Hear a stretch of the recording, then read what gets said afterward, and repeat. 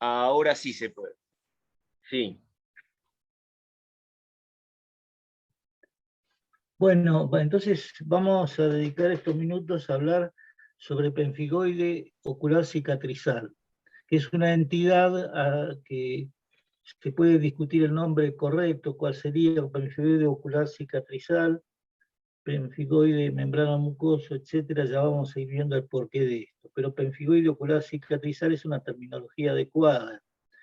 Es una enfermedad oculodermatológica que puede comprometer a otras mucosas y está dentro de las mucosinequiantes porque es una entidad que durante el transcurso de su evolución puede constituir sinequias, lo cual es uno de los comienzos, digamos así, de los periodos finales de la enfermedad que llega a una, puede llegar como final más preocupante, la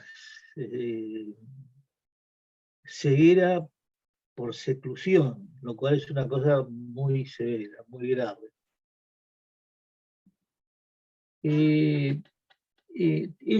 Uno la puede considerar una blefaroconjuntivitis mucosinequiante, tiene una evolución muy tórpida. En general, los pacientes cuando llegan a la consulta y son atendidos por un oftalmólogo que tiene formación para este tipo de entidades, que vienen ya con una evolución de 4, 5, 6 años de diagnóstico de conjuntivitis o blefaritis o blefaroconjuntivitis por distintas gotas terapéuticas, etc. El diagnóstico clínico suele ser dificultoso y ahí es donde entra a tener valor la biopsia conjuntival, sobre todo no al inicio, sino en pacientes que ya han pasado un tiempo, si es posible no demasiado largo, donde haya tenido diversas sintomatologías inflamatorias de la conjuntiva. Para la técnica, para el estudio de la técnica histológica o de las técnicas morfológicas para el estudio de la conjuntiva, se implementó durante largo tiempo, bueno, nosotros lo implementamos desde el principio, desde hace 20 años, 15 años, más de 15 años, la inmunofluorescencia directa. Pero en el momento actual, después tuvimos una época que trabajábamos con inmunofluorescencia directa e inmunistoquímica, y ahora con inmunistoquímica exclusivamente porque esto permite poder arribar a un buen diagnóstico y con menos problemas para el acceso de la muestra al laboratorio. Con inmunofluorescencia directa generalmente tiene que venir congelada, con hielo seco, tiene que tratar de no tener más de 6 horas desde el lugar donde fue operado hasta el laboratorio, en fin, tiene una serie de problemas, digamos, que son difíciles a veces de combinar. Y en ese sentido, para inmunistoquímica, el material se saca, se pone en un frasco correspondiente y se le pone formol al 10%, como cualquier otra biopsia que para estudiar de cualquier otra manera, y el diagnóstico se puede hacer perfectamente con técnicas inmunistoquímicas. El pemfigoide ocular cicatrizal es una lesión de naturaleza inflamatoria crónica y evolutiva, que afecta fundamentalmente la interfaz entre el epitelio y el corium, probablemente de naturaleza autoinmune.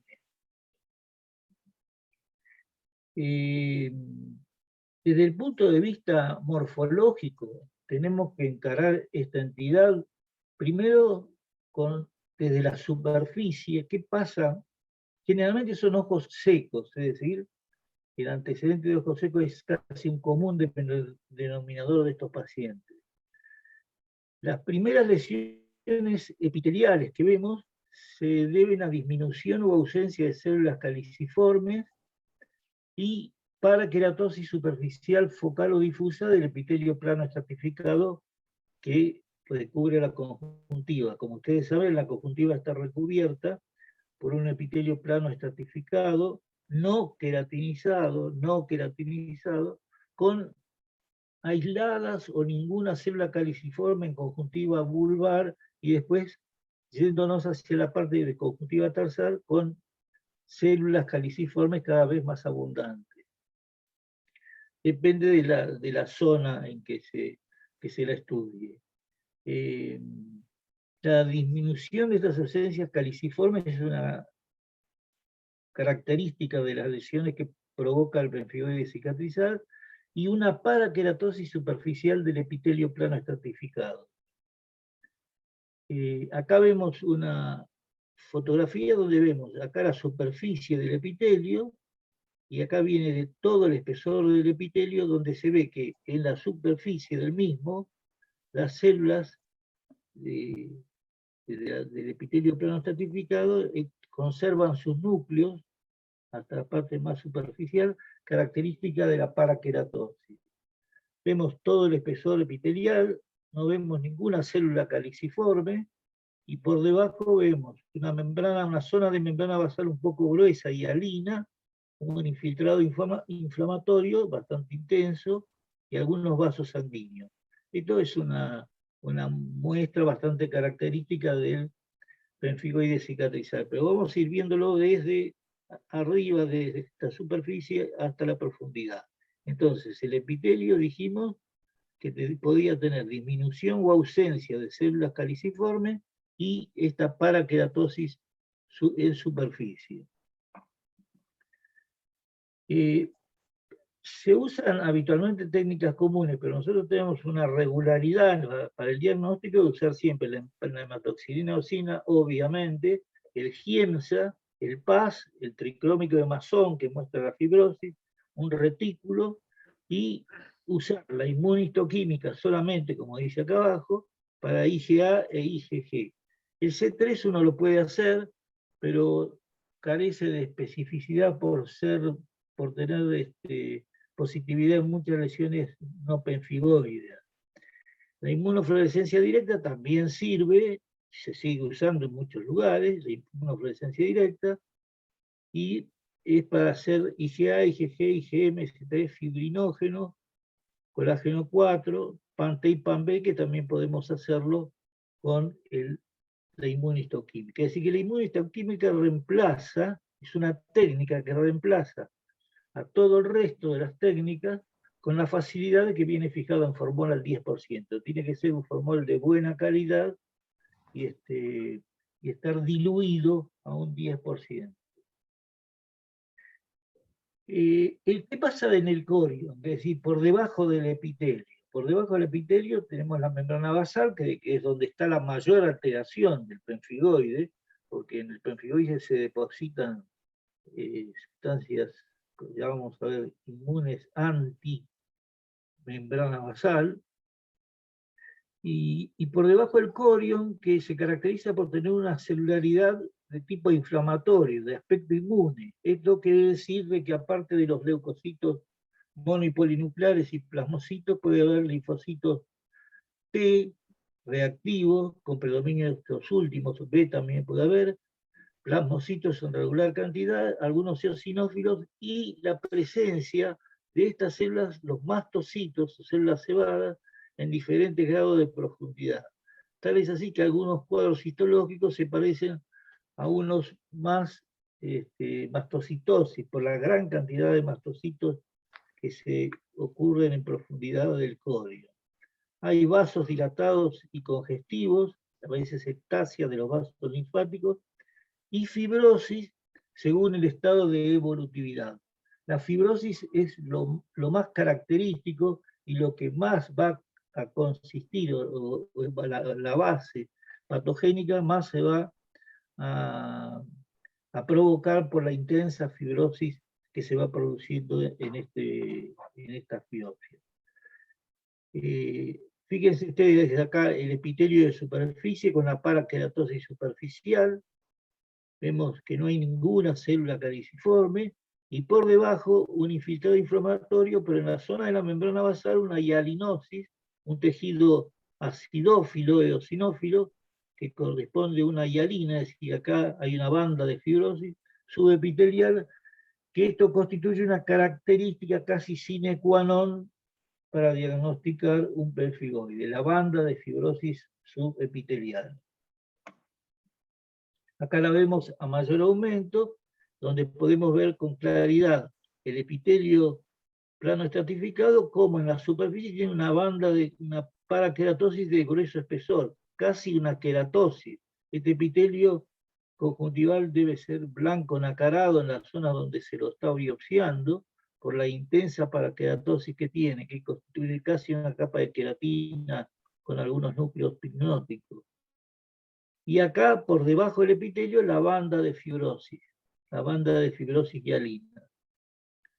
Característica importante. Cuando lo tenemos con un Giemsa, que es una técnica que ustedes conocen por histología y por patología, es una técnica que entre diferentes cosas tiñe con la metacromacia, por el fenómeno de la metacromacia, tiñe a estas células redondeadas y que se ven acá un poco más oscuras por tener gránulos en el citoplasma, que son los mastocitos, que pueden estar agrupados, como aquí,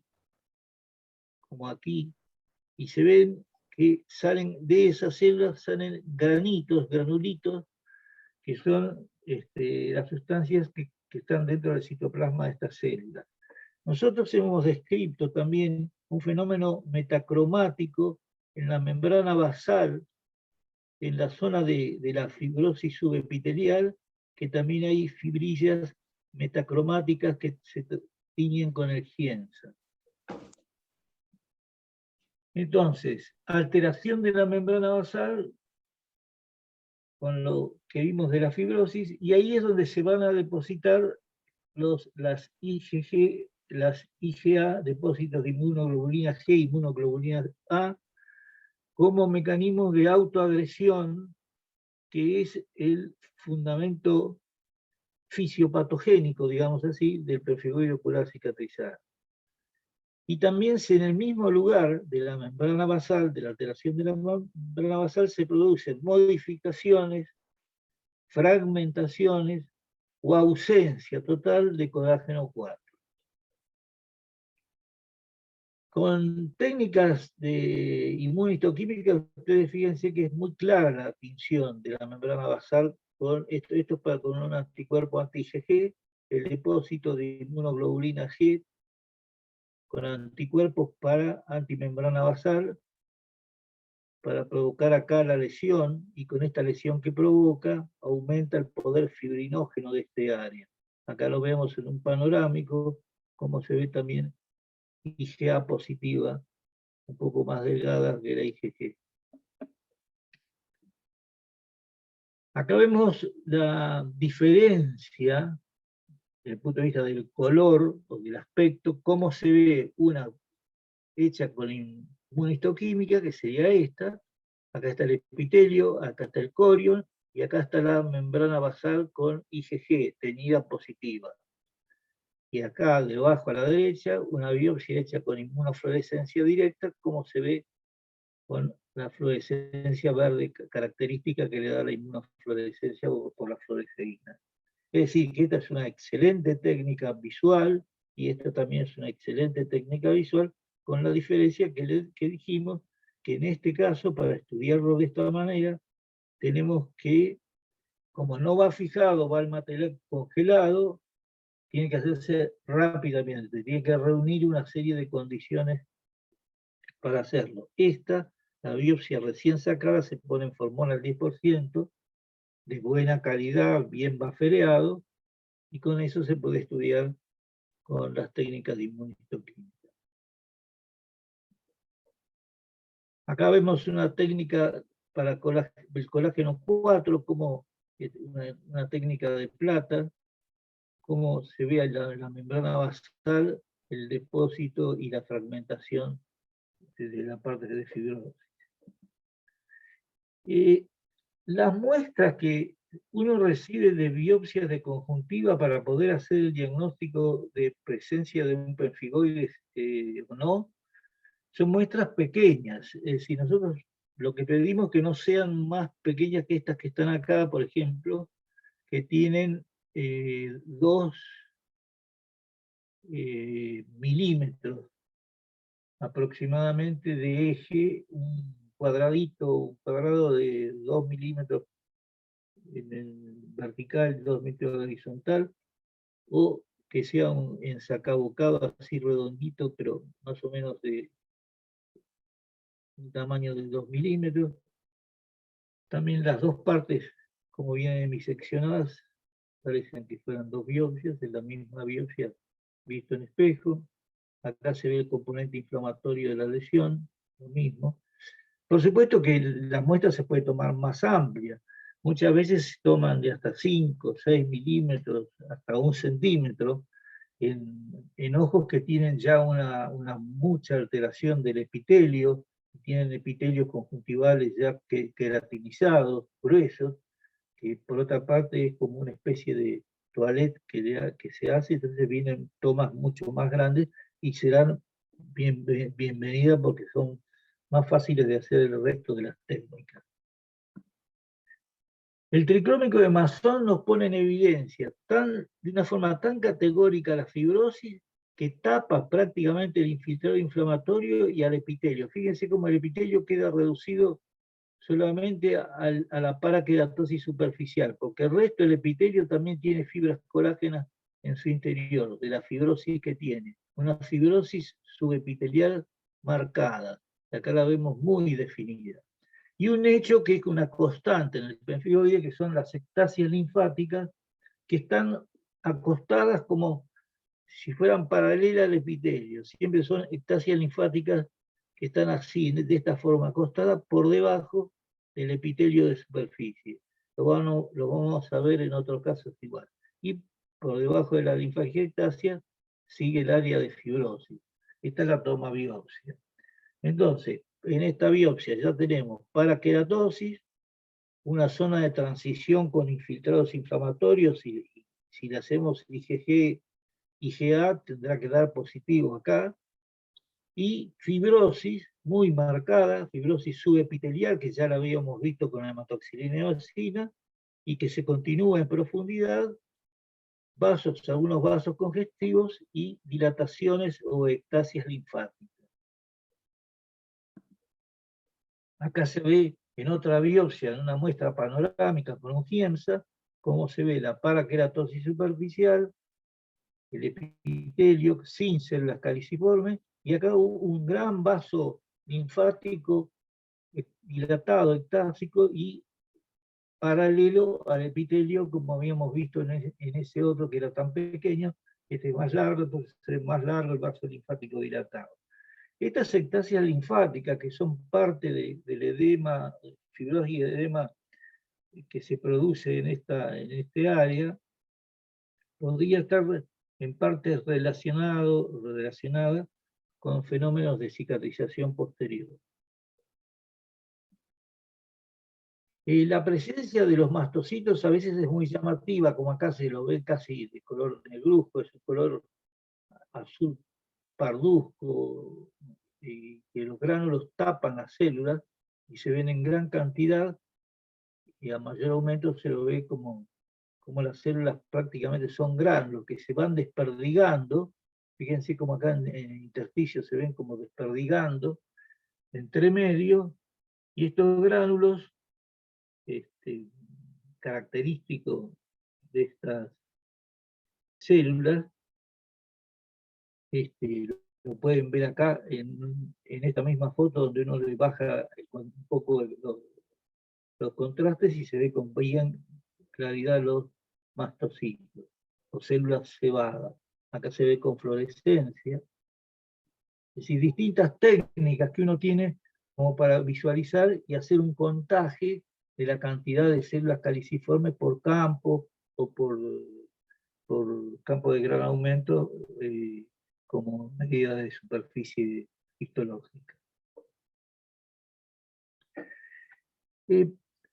Las técnicas de inmunofluorescencia para ver en la membrana basal la IgG y la IgA se pueden corregir con fenómenos digitales. Nosotros actualmente en el laboratorio trabajamos con una parte digital, donde esto se hace después de teñido, es decir, una técnica que habitualmente tiene una visión menos clara y menos rotunda, digamos, se transforma de esta manera, en la cual se ve claramente que está el epitelio de un lado, el corión del otro, y la IgG positiva, acá IgG positiva, acá en este caso IgA positiva, y acá en su color habitual, normal, marrón, la IgG positiva en un pemfigoide ocular cicatrizado. Normalmente uno para diagnosticarlo tiene que tener IgG, IgA positivo. Puede tener IgG sola o puede ser un pemfigoide a IgA solo. En un principio, sobre todo un trabajo de Foster y uno de Mondino, y nosotros también publicamos algo al respecto, en pacientes tratados con glaucoma, por glaucoma, las gotas parecían que traían como consecuencia un pemfigoide por IgA. Y ese es real de que existen algunos pemfigoides que son IgA positivos solamente, que no son IgG positivos, son IgA. ¿Eso alcanza para definir un pemfigoide? Sí, y no necesariamente se ha demostrado posteriormente en estudios más de mayor cantidad de pacientes, no necesariamente está relacionado con gotas determinadas. Pero entonces, IgA e IgG, las dos juntas, o una sola de ellas, es imprescindible para que uno pueda catalogar de pemfigoide ocular cicatrizal una morfología que puede tener todo el resto, puede tener la fibrosis, la ectasia linfática, la movilización leucocitaria, la presencia de células cebadas, la paraqueratosis del epitelio, pero si no tiene la inmunopositiva, digamos así, ya sea hecha de una manera o de otra, por inmunofluorescencia directa o por inmunistoquímica, no alcanza para definirla como pemfigoide. Las conclusiones que uno daría así iniciales sería que el pemfigoide ocular cicatrizal o pemfigoide membrano mucoso es una enfermedad relacionada con el ojo seco, inmunológica, que es causa importante de ceguera, de una ceguera que es la peor de la ceguera, porque la ceguera es por oclusión, porque produce una membrana fibrosa, fibrohialina, que tapa la entrada de la luz. Existen más de 20 etiologías de pseudopemfigoides, es decir, que hay entidades que pueden querer pasar por un pemfigoide, pero que deben ser consideradas en el momento del diagnóstico. Por ejemplo, tratamientos prolongados de glaucoma, rosácea. La rosácea es una entidad que puede dar un cuadro semejante desde el punto de vista inmunológico, la sarcoidosis, algunas otras granulomatosis, etc. En nuestra experiencia, en ocasiones se asocia a procesos linfoproliferativos. Todos los autores han mostrado algunos de sus casos asociados al linfoma de tipo MALT, o en los primeros momentos del linfoma tipo MALT, asociados a un pemfigoide ocular cicatrizado. Lo que sí puede verse con relativa frecuencia es que hay mayor cantidad de linfocitos que lo habitual, que es decir, que hay hiperplasia linfoide, no linfoma, pudiendo pertenecer a una cosa secuencial semejante a lo que pasa en la gastritis y cáncer gástrico. Esto lo describió Wosterpoon, que una secuencia entre lo inflamatorio y lo tumoral. Pero en principio, a esto hay que darle una cosa absolutamente relativa. Entonces, ¿no? Se puede asociar a procesos linfoproliferativos y tenemos que tener cuidado también con los pseudopemfigoides. Un pseudopemfigoide, por ejemplo, esta biopsia vista en panorámico, con un GIEMSA, ya acá vemos el epitelio, vemos que tiene un festoneado característico de la paraqueratosis, cuando hacen este festoneado, un infiltrado inflamatorio subepitelial, unos linfáticos dilatados, acá se ven los linfáticos dilatados, y acá zonas de fibrosis, y muchas células que se marcan mucho con el gen, o sea que serían los mastocitos células cebadas.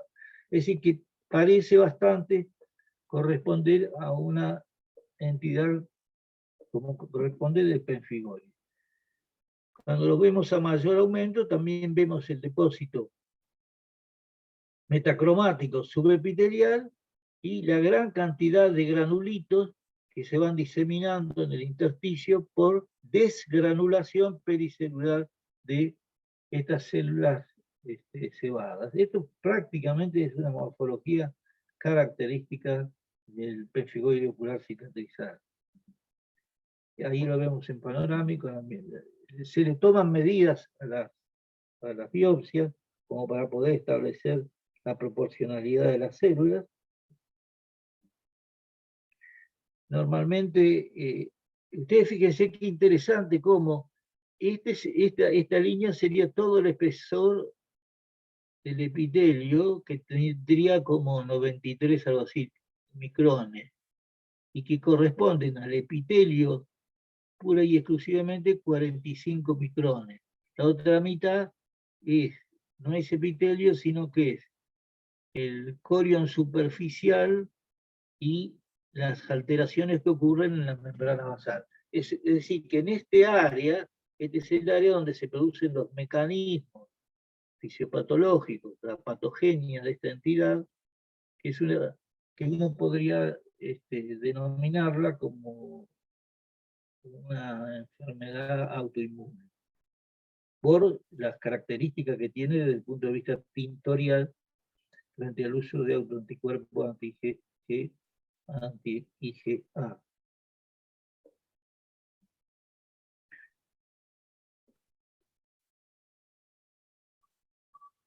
Bueno, esto acá vemos de vuelta la fibrosis subepitelial, acá se ve con el infiltrado inflamatorio.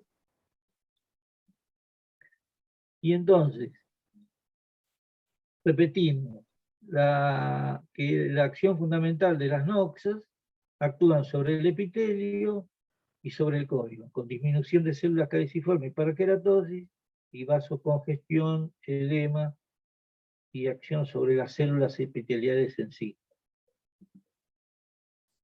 Lo que dijimos, el complemento C3 no lo tomamos bien. Y una cosa muy importante, a veces nos piden que hagamos población linfocitaria también, se puede hacer sobre la misma biopsia, sobre el mismo taco de biopsia que estudiamos para el pemfigoide, y se puede estudiar los linfocitos B y T y saber si hay una mayor cantidad de células T o una mayor cantidad de células B.